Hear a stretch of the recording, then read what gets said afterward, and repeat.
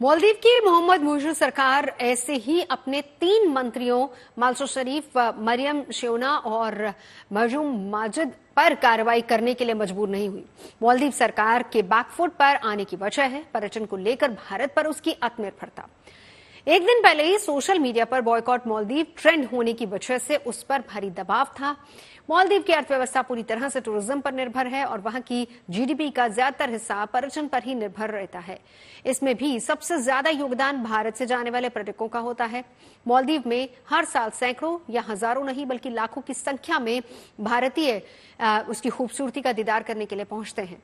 मालदीव के पर्यटन मंत्रालय के आंकड़ों पर अगर गौर करें तो सिर्फ पिछले साल दिसंबर महीने तक भारत से 2,09,000 से ज्यादा टूरिस्ट वहां पर घूमने के लिए पहुंचे।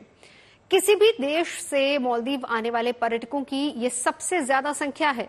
भारतीय पर्यटकों के बाद ही रूस और चीन से सबसे ज्यादा संख्या में टूरिस्ट वहां पहुंचे। साल 2022 की बात करें तो 2,41,000 से ज्यादा भारतीय पर्यटकों ने करीब 1200 द्वीपों वाले मालदीव का रुख किया और इस एक साल के अंतराल में भारतीय पर्यटक अलग अलग 200 द्वीपों पर छुट्टी का मजा लेने के लिए पहुंचे, जिस पर मालदीव के लोगों का बसेरा है। 2 साल पहले भी भारत से ही सबसे ज्यादा पर्यटक मालदीव पहुंचे थे और उसके बाद ही रूस और ब्रिटेन से सबसे ज्यादा पर्यटकों ने मालदीव को टूरिस्ट डेस्टिनेशन के तौर पर पसंद किया। 3 साल पहले यानी 2021 में 2023 तक की अगर बात करें, दोनों की 21 और 23 की तुलना की अगर बात की जाए तो 23 में ज्यादा पर्यटक पहुंचे। Male city, banana reef, national museum, grand Friday मस्जिद, चीन मालदीव फ्रेंडशिप ब्रिज, वादू द्वीप जैसे मशहूर जगहों को देखने के लिए मालदीव पहुंचे, जिसकी वजह से भारतीय पर्यटकों की संख्या बढ़कर 2,91,000 तक पहुंच गई थी। 2020 की बात कर लेते हैं। कोरोना महामारी की भयावहता के बावजूद अपनी छुट्टियों को बिताने के लिए 63,000 भारतीयों ने मालदीव का रुख किया था। साल 2019 में यानी कि जिस साल भारत समेत दुनिया के दूसरे देशों में भी कोरोना वायरस ने दस्तक दी थी, तब भी 1,66,000 से ज्यादा सैलानी मालदीव पहुंचे थे और तब मालदीव जाने वाले सैलानियों में भारत दूसरे नंबर पर था।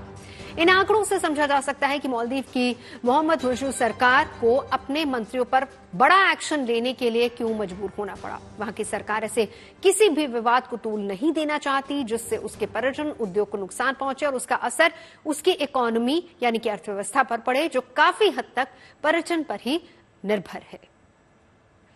मालदीव के लिए पर्यटन उद्योग कितनी अहमियत रखता है, इसका अंदाजा आप इसी बात से लगा सकते हैं कि उसकी जीडीपी का लगभग 56% टूरिज्म से आता है। ऐसे में अगर भारत मालदीव के बीच चल रहे इस विवाद के बाद दोनों देशों के रिश्ते बिगड़ते हैं और भारतीय टूरिस्ट मालदीव को बॉयकॉट करते हैं तो फिर उसे हर साल लगभग 2 लाख पर्यटकों का नुकसान होगा, जिससे मालदीव में रोजगार की संभावनाओं को भी नुकसान पहुंचेगा।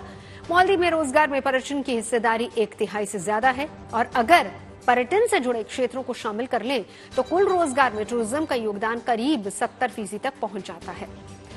ऐसे में अगर भारत ने बॉयकॉट मालदीव की मुहिम का मालदीव पर असर होता है तो ये नकारात्मक होगा। अर्थव्यवस्था के डगमगाने का खतरा होगा। दोनों देशों के बीच आधिकारिक रूप से पिछले 30 सालों से कारोबारी रिश्ते हैं, जिसके तहत सिर्फ पिछले साल भारत और मालदीव के बीच $500 मिलियन यानी कि 4,157 करोड़ से ज्यादा का कारोबार हुआ है, जिसमें भारत से मालदीव ने कृषि और पोल्ट्री उत्पाद, चीनी कपड़ा, आटा, दवा, चावल, मसाला और दवाइयों जैसी बेहद जरूरी चीजों का आयात किया है।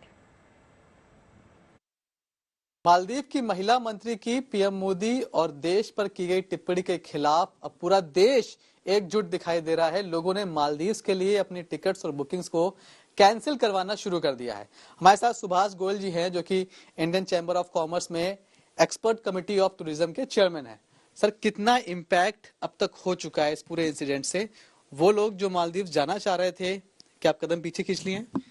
नहीं, देखिए, मालदीव तो अब कोई भी नहीं जाएगा इंडियन। हाँ, जिन्होंने बुकिंग ऑलरेडी करी हुई है, पैसे जमा कराए हुए हैं एडवांस, उनको छोड़ के फ्रेश बुकिंग्स कोई नहीं आ रही। हमने भी और बाकी ट्रैवल एजेंट्स ने भी अपने दफ्तरों में कह दिया है कि मालदीव भेजना कर, क्योंकि अगर वहाँ पर एंटी इंडिया फीलिंग है तो वहाँ किस लिए जाएंगे लोग, राइट? तो पर ऐसा है कि मालदीव में कोविड में वर्ल्ड से कहीं कोई लोग नहीं आ रहे थे, सिर्फ इंडियन टूरिस्ट जा रहे थे और मालदीव को ये रियलाइज करना चाहिए, उन्होंने $1 बिलियन से ऊपर इंडियन टूरिस्ट से कमाया है। मैंने भी अपना टूरिज्म कमेटी की तरफ से अपील करी है कि भाई जितने इंडियन टूर ऑपरेटर्स हैं, ट्रैवल एजेंट्स हैं, वेडिंग प्लानर्स हैं, कि भैया मालदीव को भूल जाओ। लक्षद्वीप है, मालदीव से भी ज़्यादा सुंदर है। अपना अंडमान निकोबार आइलैंड सुंदर है। गोवा बहुत सुंदर है, उसको प्रमोट, गोवा में अभी नया एयरपोर्ट बना है और इंफ्रास्ट्रक्चर बहुत नया आ रहा है। और अगर आपने अब्रॉड ही जाना है तो बहुत सारे डेस्टिनेशन है, मॉरिशस है, श्रीलंका है, बाली है, पुकेत है और थाईलैंड में बथेरे